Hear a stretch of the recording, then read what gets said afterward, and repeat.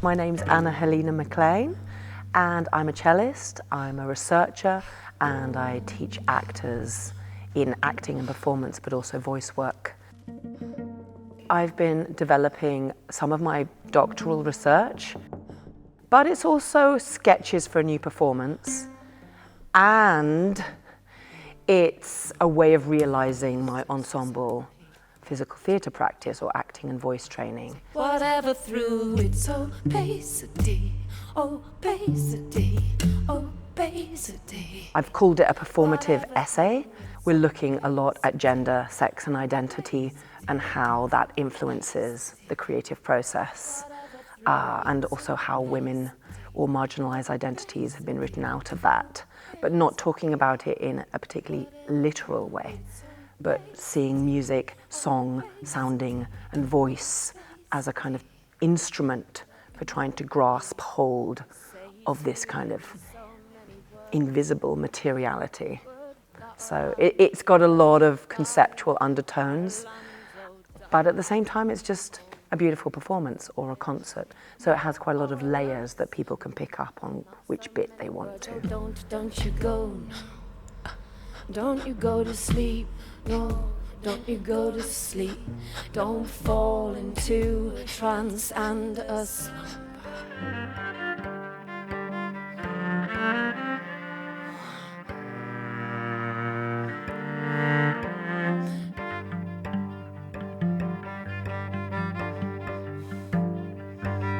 Through the planning stage, we talked about identities a lot and the idea of having a bunch of shadows, like shadows caused by the projectors as well as shadows and silhouettes.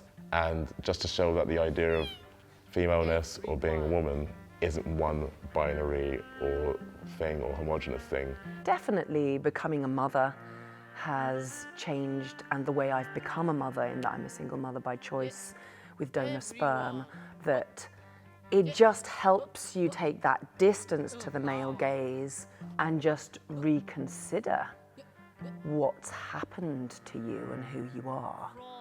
And then I think while you do that in a kind of literal way, you realise why you love your work. And so it takes a long time before you realise how that's taking on an identity. But that identity is not something you see around you. So how do you start to name that identity? And that's why I'm calling it a voice lesson, in that it's a kind of continuous state of becoming, and the sort of knowing of what it is can only happen between people. So if one person doesn't, say, get it, then it doesn't exist. I am the last string.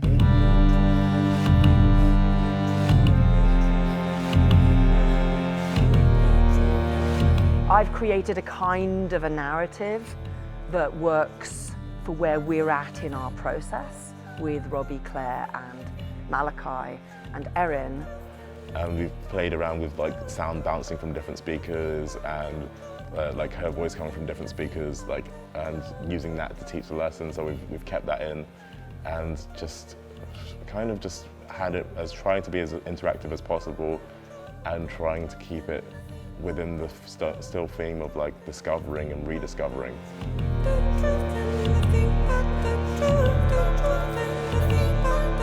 I think it's a really interesting time. I mean, this whole show is a response to the pandemic.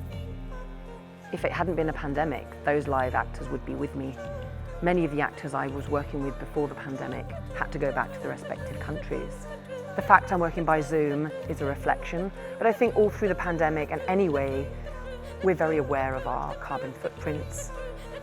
And what does it mean? I know that I want to make work with a full out, at least 15 people on stage, minimum 11. That's how you'll get the impact that I'm searching for, I have no question. But that's not going to be touring around the world.